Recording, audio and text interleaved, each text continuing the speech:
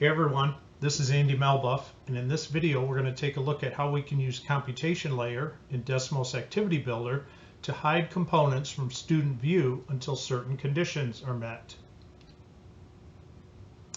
Oftentimes in mathematics, we teachers like to have follow-up questions based upon an initial question that students have to answer. In this particular case, we might want to ask students, what's the slope of an equation? And I provided here an input box for them to answer, but then I want to answer a follow-up question for that. And so maybe a nice appropriate follow-up question would be, what's the y-intercept for that same equation? But I want the students to answer the first question, make sure it's right before we give them that follow-up question. So what I want you to see here on this screen, and I'm in edit mode, I've got a note component and a second note component asking the questions, and then I've got two inputs right below them. So let's take a look at this in preview mode so that you can see how the hidden sink will make invisible a couple of these components until the student interacts with the first ones.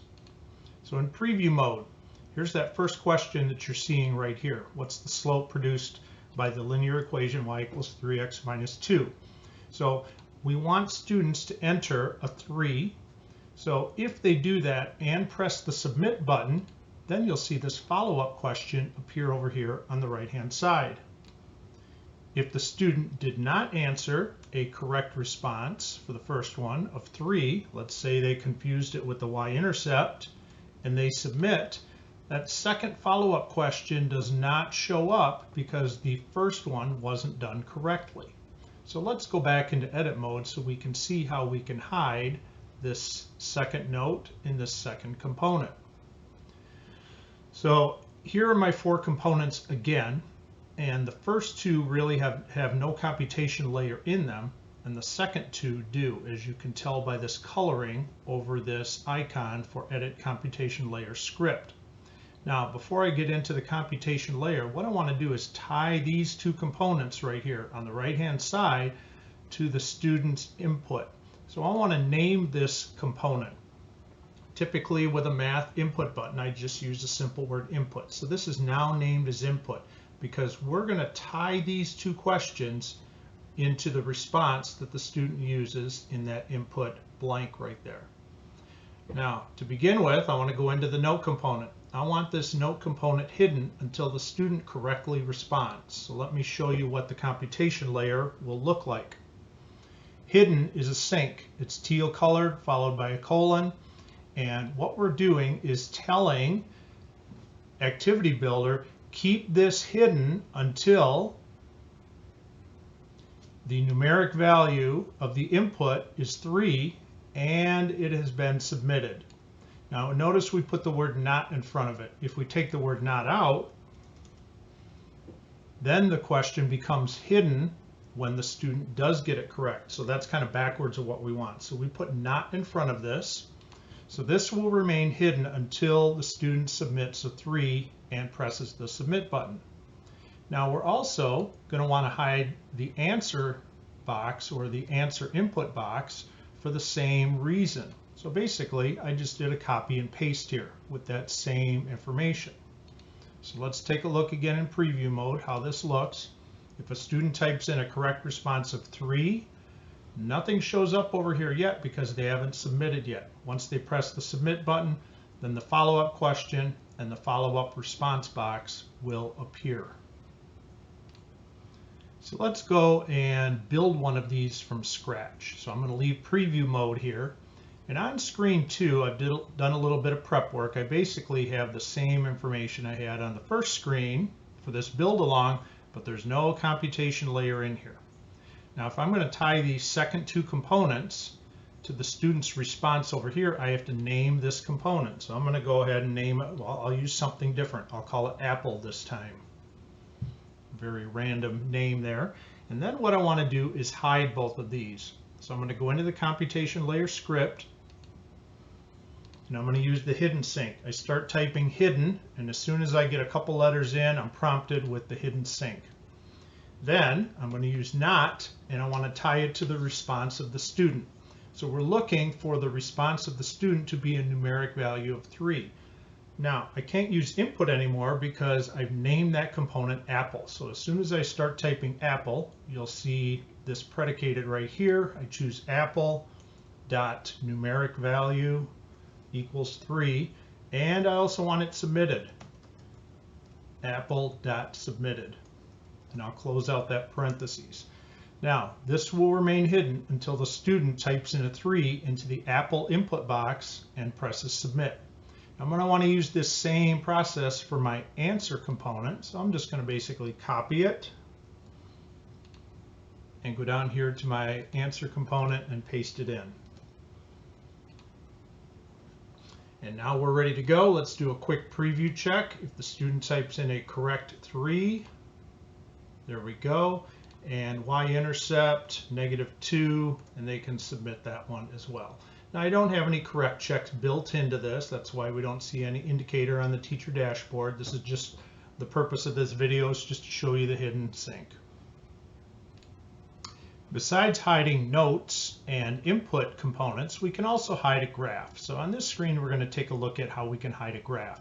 Notice the big open space right here. There's a hidden graph here the students will not see. And we can use that graph to give them some feedback based on their inputs in the blanks on the right-hand side. Now, I basically have the same question here, so we're just going to take a look at how this operates, its functionality. If the student types in a correct 3 and presses submit, they get that same follow-up question we had on the previous screen. If they type in the correct y-intercept and press submit on that one, then we'll see the graph appear, and this graph can then give them some visual feedback. Here's the y-intercept. Here, visually, you can see an illustration of rise over run, so the students can see visually that this changes by rising 3 and running 1 along that line. So let's go into edit mode to see how we can hide this graph. In edit mode, here's my graph on the left-hand side with what I want to display visually, and it's got some computation layer in it. We'll get to that in a moment. On the right-hand side of the screen, here I have 2 note components. Here's my first one, and it's got an answer blank, and my second one, and I've got a second input answer blank right there. And these bottom 2 are going to remain hidden exactly in the same way we did this before. But I want you to notice something else. I've named both of my input components this time, input 1 and input 2, because the graph is going to depend on both of them being correct. So I have to have 2 distinct names for these components. So I'm going to use input 1 and input 2, and I'm going to hide these based on input 1 being a 3 and being submitted, and the same with this one here. Now, the new part comes in the graph.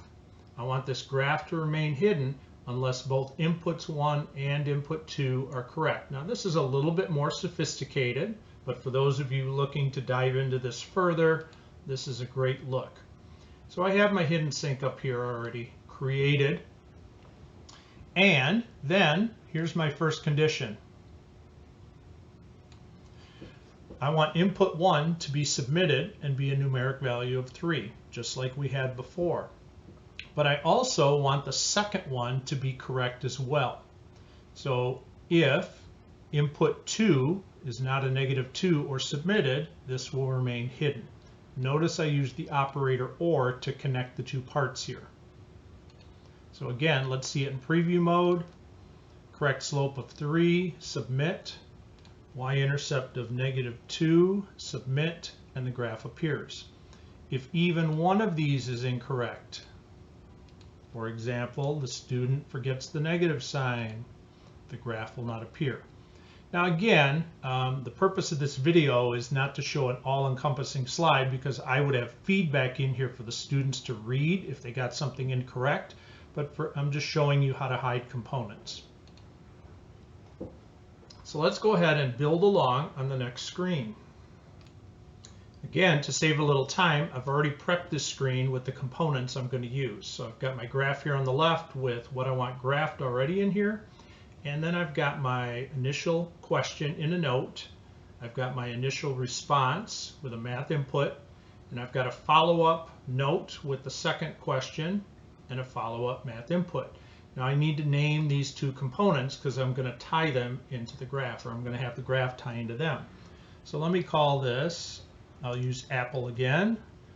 I'll call this apple 1. In fact, let's be different. Let's just use apple and orange as my component names. Now I want to make sure these second two components here stay hidden. So I'm going to go into the computation layer and I'm going to use that same hidden process.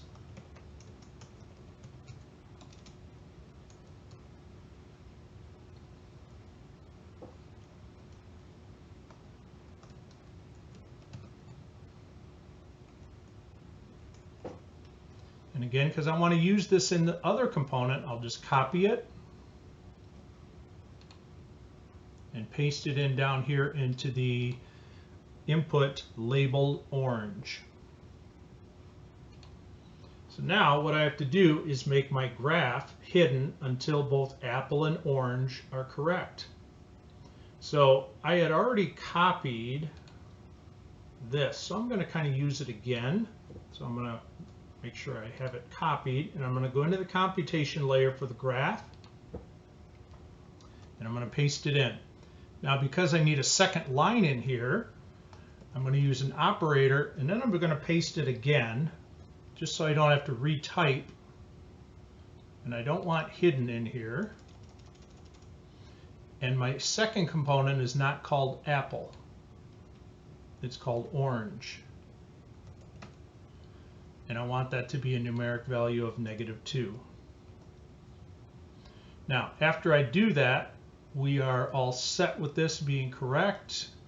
And if you want to split this into a couple of lines, like I typically do with longer scripts here, you can do it this way, and we should be ready to go. So let's check it out. 3, submit, makes the follow-up question appear. -2, submit. And you can see the graph showed up before I pressed submit, so I'm missing a parentheses.